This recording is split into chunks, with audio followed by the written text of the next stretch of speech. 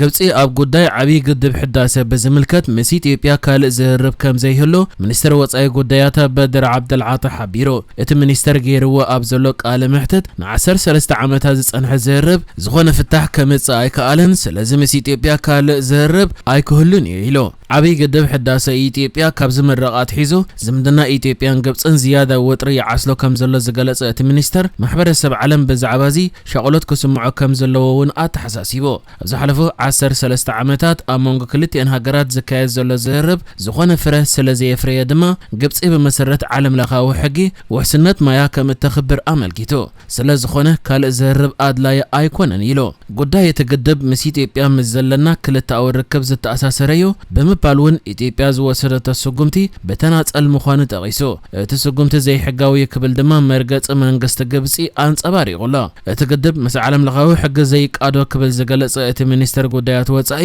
ዝኾነ ስግረ ደባዊ ሩባ ብመትከላት ዓለም ለኻዊ ሕጊ ክምራሕ ከም ዘለዎ ዓለም ለኻዊ ሕግታት የነጽሩ። እዚ ማለት ጉድኣት ከም ዘየስዕብ ምርግጋጽ ኣድላይ እውን ኢሉ። ቅድሚ ሓደ ወርሒ ፕሬዝደንት ግብጽ ዓብዱልፈታሕ አልሲሲ ግብጽ ሃገራዊ ረብሓታትን ድሕነት ማያን ንምሕላው ኩላ ኣድላይ ስጉምታት ክትወስድ ክብል መጠንቀቑ ዝዝከር እዩ። ኢትዮጵያ ብወገና ግብጽ ንሩባ ኣባይ ብዘይ ሕጋውን ዓብላሊ ኣገባብን ክትቆጻጸሮ ትጽዕር ከም ዘላ ገሊጻ። ፕሬዝደንት ግብጽ ዓብዱልፈታሕ አልሲሲ ግብጽ ኣብ ዲፕሎማስን ከም ሕብራት ሃገራት ዝኣመሰሉ ዓለም ለኻዊ ትካላትን ምትእማና ከም ድኽመት ክርአ ከም ዘይብሉ ገሊጹ ነይሩ እዩ። ኢትዮጵያ ኣብ ምምሕዳር ዓብይ ግድብ ሕዳሴ ተኽተሎ ዘላ ኣገባብ ዘይሓላፍነታዊ ስለ ዝኾነ ሃገሩ ኢዳ ጣሚራ ከም ዘይትርእውን ወሲኹ ተዛሪቡ ነይሩ እዩ። ሚኒስትሪ ማይን ጸዓትን ኢትዮጵያ ኣብ ዝሃቦ ግብረ መልሲ ግን ኢትዮጵያ ፈለግ ኒል ናይ ምጥቃም መሰላ ኣሕሊፋ ከም ዘይትህብ ካብ ጸላእቲ ኢትዮጵያ ዝግበር ጸቕጢ እንተሓየለውን ምዕባለ ኢትዮጵያ ንድሕሪት ኣይምለስን ይክብል መልሲ ሂቡ ነይሩ እዩ። ሚኒስትር ወጻኢ ጉዳያት ግብጽ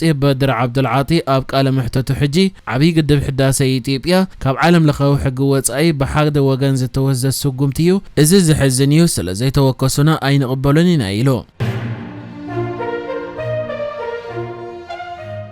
ኣብ ጀርመን ሬስኣ ተቆራሪጹ ዝተረኽበት ኤርትራዊት በዝምልከት መርመራ ይቕጽል ምህላው ተገሊጹ። ጀርመናውያን ክኢላታት መርመራ ናይ መወዳእታ ሕልፈት ናይታ ኣብ ጫካታት ራይላንድ ፓላቲና ዳዋ ተቆሪጹ ዝተረኽበ ጓል 32 ዓመት ኤርትራዊትን ኣብ ኣፍ ደገ ቤተ ክርስቲያን ዝተረኽበ ውሉዳን ንምፍላጥ ሓበሬታታት ኣብ ምእምራርን ምግጣምን ተጸሚዶም ኣለዉ። እቲ እዳው ኣብ ጽርግያ A45 ድሕሪ ምርካቡ ዝተወስደ ኣሰር ኣጻብዒት ምስ ተመርመረዩ ምስታ ኣብ መንበሪ ዕቑባ ቦንድ ክትነብር ጸንሐት ኤርትራዊት ጓል ንስተይቲ ተኣሳሲሩ ክግለጽ ጀመረ። እዚ ድማ ሰፊሕ ድልያ ናይ ምክያድ ደፊኡ ሰበስልጣን ክሳብ ልዕሊ 100 ኪሎ ሜትር ዝርሕቆተ ከባቢ ሞንሪያል ብምንቅስቓስዮም ተፍቲሽ ኣካይዶም። ኣብኡ ድማ ርእስን ኣእዳውን ዘይብሉ ካልእ ኣካላት ወዲ ሰብ እዮም ረኺቦም። እቶም ክኢላታት መርመርቲ እቲ ሬሳ ምስቲ ቅድሚ ሰሙን ዝተረኽበ ኣእዳው ናይ ሓንቲ ሰብ ክኸውን ከም ዝኽእል እኳ እንተኣመኑ ምሉእ መንነት ንምፍላጥ ግን ውፅኢት ዲኤንኤ ኣብ ምጽባይ ከም ዝርከቡ ተሓቢሩሎ። ገና ርእሲ ግዳይ ዘይተረኽበ ዘሎ ኮይኑ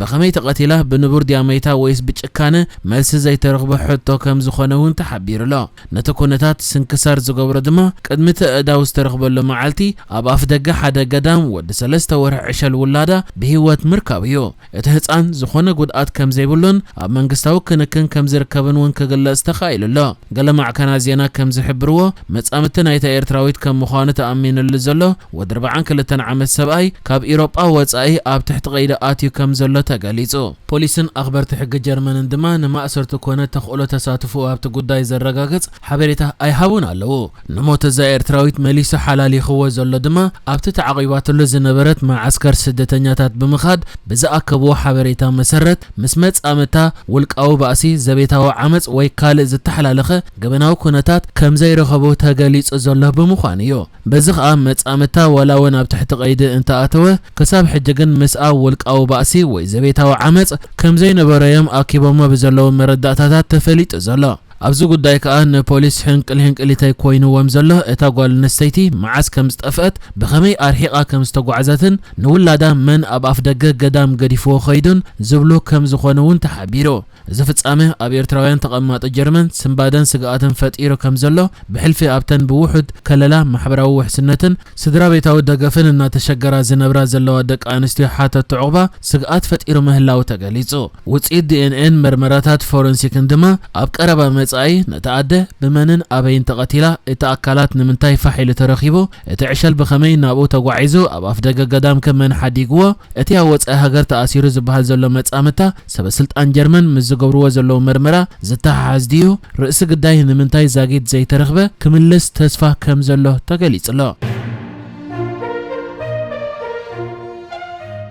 روسيا اتكابنوح وان كتسرحلو زصنحت اب قيح بحر مدبر حيل بحر كهلوا زبر حساب اب قبر زوعللو غزي اندا تقاربه يمص مهلاو تقاليصو اسخاب جنرال عبد الفتاح البرهان زمرح مريحنا السودان روسيا اب قيح بحر مدبر حيل بحر نخهلوا كفقد تقاربو مهلاو دحر مغلاصيو سبسلطان سودان هيبوما ابزلو حبريتا ابزوان مس روسيا زرب يغبر كمزلون بوغن سودان روسيا مدبر حيل بحري اب مريت سودان بفلاي دما اب جماجم قيح بحر السودان نخهلوا تقبلنات كم زلون تزقبر زل زربات دما وصي ترخيبو سمع عند حرتغيرو روسيا مدبر حيل بحر اب قيح بحر السودان كتكل مخانا يمغليصم زلو روسيا ننوحي وانات حزا ابتي اب نغدي اقداس مسمر زخونه مسمر قيح بحري مدبر حيل بحر نخهلوا صعرتات كتغبر صنحت كوينا مسبركت زبلا هاجرات تزراريبا كساب حجي كيسلط اكم صنحي زغلاص السودان كا اب غداي نايزي مدبر حيل بحر املكيتا كاب جزية مريحنات عمر البشرات حزا ختزرارب صني حيا اب استفلالي جزية خا السودان تقبلاتو الله زبل زيناتات كزرغح دحر مصنح اتي حجه اقاطيم زلو كيناتن معلاو عمر البشيرن دحر مقطاموغن